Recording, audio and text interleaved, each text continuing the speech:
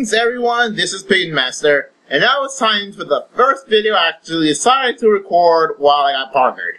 Well anyway, this is going to be my top 60. Originally this is going to be your favorite series on my channel, however, because I didn't get enough votes, I decided to change it into my top 10 Pokemon Conquest Warlords. I haven't played Pokemon Conquest for a freaking long time. I'm still planning 100% complete it, so yeah, I'm still going for it. Okay, so yeah, I actually wrote myself a detailed list so I won't stutter that much and, get to the point with all the characters of why I do like, what I chose. Now, Pokemon Conquest, there are several warlords, which is basically the main characters, the ones that have any point whatsoever, etc., etc. There are a few generics, but also, there are quite a number of main characters, which are, the unique icons, etc., etc., which have their own stories, etc., blah, blah. Okay, let's go. Okay, so my number 10 is going to be Hanzo. Now, if you look at Hanzo, you can tell that he's a ninja. He totally looks like a ninja. He has that, ninja feel to it. Here's the thing. There are four ninja in Pokemon Conquest. However, he's the only one who actually takes his role as a ninja seriously. Okay, I'll give you an example. Okay, here's examples. Here's the other ninja. Kotaro, also known as King Ninja. It doesn't look good ninja. It just looks creepy. And his rank 2 has Wolverine claws. I don't know. It doesn't really. It just looks creepy. Creepy Zoroark fanboy. That's why I think that King Ninja Kotaro is. Then there's Queen Ninja with Nene. By the way, they're not related to each other, just so you know. Nene, what I call Queen Ninja, in the special stories for the ninja characters, which is Kotaro, Hanzo, Nene, I think Kunoichi too. I only played Kotaro's, but in his Nene tries to figure out who's the best ninja of the four. And tries to regulate the other three, but fails badly. So even though she's kind of hot, but she doesn't really look or act like a ninja. So Nene is just more like a mother figure of the ninjas instead of a ninja herself. So, and by the way, seriously, the Zubat family, really? I mean, dang, what's with Nene and Zubat? Well, technically Golbat, that's his story. And then there's what I call Princess Ninja, Kunoichi. Well, even though she got the name right, female ninja, but she looks and acts like she took ninja lessons from rookies from the Hidden Leaf. So really, the characters in Naruto and Kunoichi, they look like they would go together somehow. That's why I kind of don't like it. She's not really a real ninja. She's very cheerful and stuff, so, I don't know, it's not likely ninja-like. And then there's Hanzo. Yeah. When you get a semi-detailed explanation of the other three, you would think, you probably would say, yeah, you kind of think that Hanzo is actually the only good ninja. Well, I think he's the only ninja out of the four. His thing is, he doesn't speak much, since Hanzo, he doesn't speak much, so that's kind of ninja-like, I guess. He looks like a ninja, I already mentioned that. He partnered with Hunter and Gengar. Even though Hunter and Gengar are not ninja, they are quite, they lurk in the shadows. They are shadows, what am I saying? So, also, his favorite types are ghost types and dark types. He starts out with a Spiritomb, just so you know. He starts out with a Spiritomb, and he prefers ghost and dark types. Types you would expect of a ninja. And his rank 2 ability, because all the warlords can evolve. By the way, they change their appearance, gain better stats and better abilities. His rank 2 ability is called Ninjutsu. So you kind of expect he'd be the only ninja since his ability is called Ninjutsu. By the way, that Ninjutsu increases critical hit rate, like a ninja, increases movement range, like a ninja, and you can climb walls and stuff, get to better heights, better. Like a ninja. So I'm saying, Hanzo because he's the only true ninja out of the other ninjas. Number 9, Yoshihiro. Okay, guess the only reason why I would like this guy is because this guy is actually pretty awesome. For an old guy, he actually do like him. I used him in the I partnered with him in my final battle. And he's the only one aside from myself, my character. It was Arceus to survive the thing. By the way, I forgot to mention there are spoilers. There were spoilers the whole Arceus thing, but he's the only other character to survive the final battle because all the other 4 characters got KO'd. So yeah, and plus it was pretty good against Ranma Lucario. However, but mostly just about that time, he can't move that. He doesn't move that much. But then again, when you superpower with his Conkeldurr, which he partners best with, it damages. Even though it decreases attack and defense for gets super hard side effect, it still hits hard. You can't deny how hard hitting superpower is. I like the guy. He's just kind of the guy who was like the final guy. The same. Number 8, Mitsuhide. He's the ice person. So even though he's not the only ice person, he's the ice guy. That's what I say. He's the ice guy, and he partners with Articuno.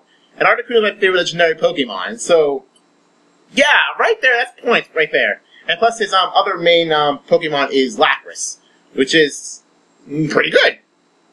Also, I played his side story, and in his side story, just like in real life Japan at the time, he betrays and defeats the main villain Nobunaga. So yeah, story of betrayal. No spoon reference here.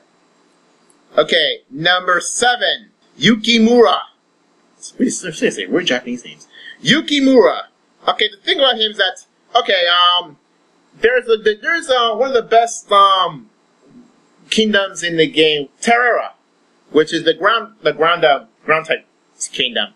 Its main guys are Shingen, which is its leader, Kunoichi, which I just mentioned, and Yukimura, the only serious person. Shingen doesn't, even though he's one of the best warlords in the game, according to the game, and Kunoichi is not a ninja, despite her name, Yukimura is actually quite a really powerful, quite a really strong dude. He takes his job seriously, just like Hanzo with his ninjutsu. And seriously, if you're the only serious person among your boss, which is like carefree, and only care about having a good time, and a not ninja, you kind of think that you would hang out with the guy, even though he's quite serious. By the way, his favorite partners are Charmeleon and Charizard. There you go, Pam. But also, even though I did play as him for quite a long time, I did beat his episode and everything. His abilities. Okay, first of all, his abilities. When you start out with him, he has Mighty Blow, which essentially increases attack. And his rank 2, which he looks kind of cool, by the way, has Willpower, which what it does is that increases critical hit rate, and it can move twice. Yeah, moving twice is a big deal. Because, if you can move twice, you can kill someone with a flamethrower, and, which has pretty good range and power, by the way. Kill someone with a flamethrower, and then you go move a bit more, and then kill another person with a flamethrower. It's insane. By the way, the only other character with ability that can move twice is the main villain, Nobunaga. So, that's actually quite a feat there. And also, Willpower, that's pretty good if I him as a Charizard. Because Charizard, since I played as him with Charizard doesn't really have good movement range. So thinking, oh, come on. But him with Willpower actually does help with his really bad range, even though you can only use it once. Okay, number 6, I believe I'm 6, right? Kenshin. Okay, let me tell you something about Luzio. The Luzio, the Psychic Kingdom. He's saying Psychic Region, but the Psychic Kingdom. I'm not gonna go into detail with the whole kingdom thing, but still. According to the game, he's one of the strongest warlords in the region. With him, Shingen, Nobunaga, and the main character. Well, the main character when he gets good. But, yeah, you gotta think that one of the strongest warlords in the entire region would be actually pretty good. And one of his best Pokemon is Gallade. Yep, his main Pokemon is Gallade. which is right there. This is my second favorite Pokemon ever. Right there, it gets this much points. Also, for some reason, he can partner with Mewtwo. Which is kind of weird because since the game is supposed to be based off, early Japan, like feudal era Japan, where the heck did Mewtwo fit in this? I mean, Mewtwo's a genetic experiment gone more or less wrong. So, how did genetic experiments fit into the past? I don't get it. It's so awesome, though. Okay, the 5 Zers goes to Munashige. This dude. Okay, Munashige. Okay, how do I explain Munashige? How do I explain him? He has a relaxed personality. He's pretty awesome. He doesn't really care about victories, considering Genchio, which is his boss and quote unquote wife. According to TV tropes, this is his wife, but it doesn't mention it in the game. Genchio is quite victory obsessive. Yeah, she really wants to win no matter what. And Munashige, alright, whatever, I don't care. Well, I'm just gonna go wherever the wind takes me, cause, yeah, I feel like it. Yeah, he's the wind guy, and his main Pokemon is Staraptor and Staravia. Staraptor, man! That's some awesome Pokemon right there. And, I mean, yeah, in the actual games, he's BL, but in Conquest, he's actually pretty good. He has pretty decent range, and Brave Bird he does quite a bit. And since Brave Bird doesn't take recoil damage, unlike in the handheld, the main games, it actually is pretty helpful. Although, I guess Brave Bird's pretty good for like continuing the fight, because since after using Brave Bird you can only move one space. It's still pretty useful. I don't really find that much of a big deal, since since characters just tend to attack up close, so it's really easy to start after to keep going. Also, the one I noticed is that aside from the main character and the main female lead Oichi, he's the only other character that has good link with normal types. Just like there are a few characters who like dragon types, he's the only other character aside from the main duo who likes normal types. Then again, I noticed that he doesn't really care that much about normal types. I tried to give a Persian, but I don't know, Starbucks is way better. Okay, number 4, Keiji. You can tell right away he's the manliest character in the game. Yeah, you're right there, he's the manliest character. You can tell just by looking at him. Okay, so besides his manly looks, and it's like he was like a Super Saiyan 3 about to give you an energy blast to the face just because. Yeah, that's quite manly right there. His abilities tend to increase as two abilities. The abilities in rank 1, rank 2, they increase attack. So yeah, they're actually pretty powerful. His main Pokemon is Bastiodon, and you wanna know how I like Bastiodon? Yeah. Also, he partners up with Terrakion. And you know how destructive Terrakion is in the handhelds? Yeah, this guy's friend with Terrakion. That is awesome. Number 3, Hanbei. Okay, here's the thing. Actually, initially I didn't really care about Hanbei, but later on I figured, you know what? Hanbei, yeah. Hanbei's definitely my 3rd favorite. Here's the thing. He's a genius. He says so. Yeah, he's a self-proclaimed genius. But then again, he has pretty high wisdom, so I don't blame him. Also, yeah, you can tell that he's kind of lazy. He's a quote-unquote a lazy genius. Kind of like me. I'm quite lazy and I'm a genius. Yeah. Also, his abilities, his rank 2 ability, Lazy Bones. Yeah. Talk about how him not being lazy. What he does, it blocks critical hits and statuses for 3 turns. So that, basically, it really helps for support. If, let's say, your main guy is about to get poisoned for some reason, and, you have Lazy Bones activate, he doesn't get statused. So that's pretty helpful. Also, his main Pokemon is Pikachu and Raichu. So, if you love Pikachu, I don't know why you would, Hanbei's your dude. So, but I do like Raichu. Raichu's pretty good. Although, their moves, Peach's Thunderbolt and Raichu's Volt Tackle. They're pretty decent, sort of. What Thunderbolt is that it's 3 spaces. However, it's so you go 1 space over, and then in the second space on you forward, it's a line. I don't know. Just go to Cerebi, it might help. And Raichu, something similar, but Brave style. Yeah, it's pretty awesome. Okay, also, one thing I noticed lots of TV tropes is that in history he actually has tuberculosis and died. So, and in his story, which I have not touched yet, apparently he's quite sick. So, you might feel bad for him since he's gonna die. He's gonna die at an early age.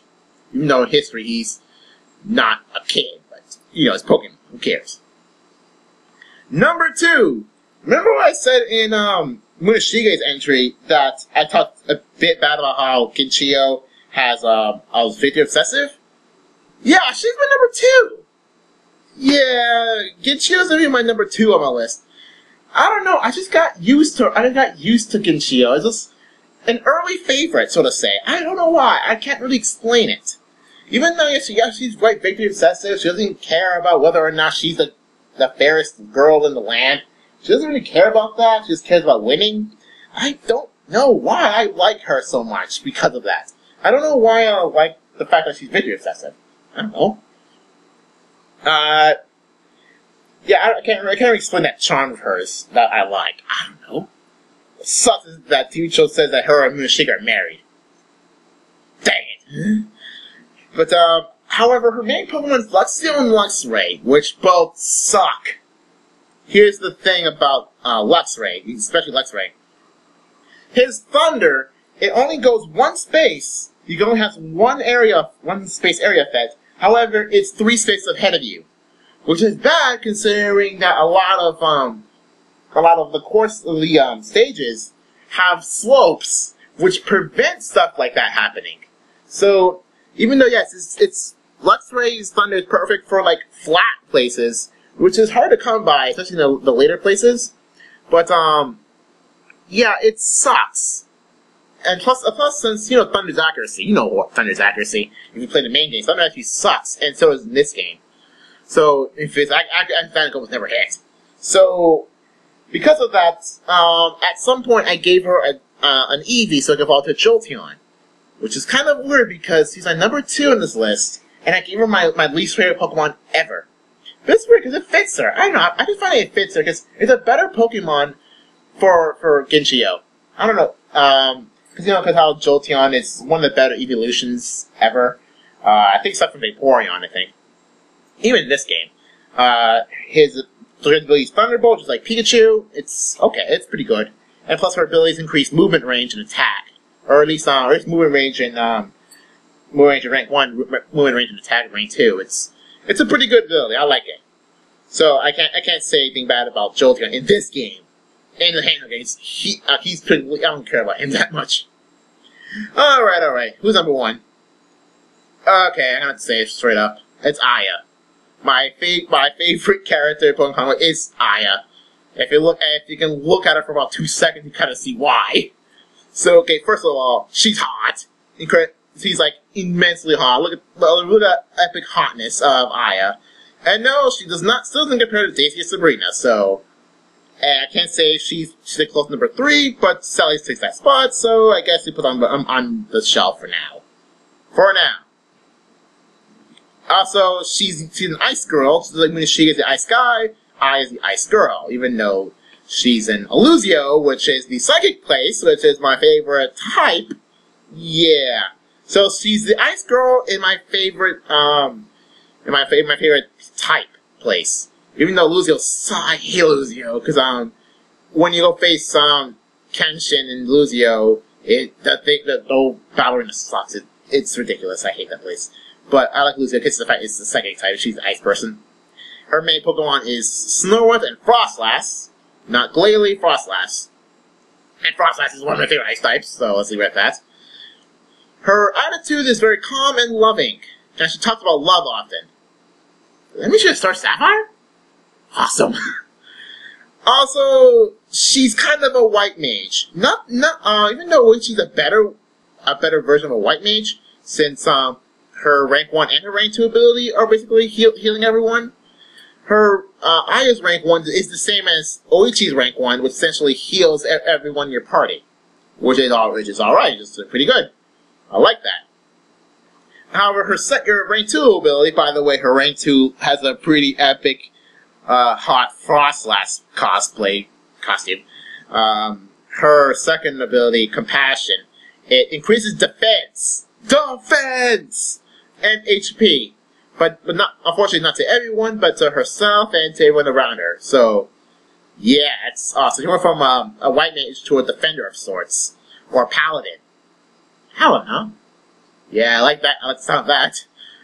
Okay. So, yeah, that's so many reasons why Aya's my favorite character in Conquest. And no, I'm not counting the main character if you haven't already noticed.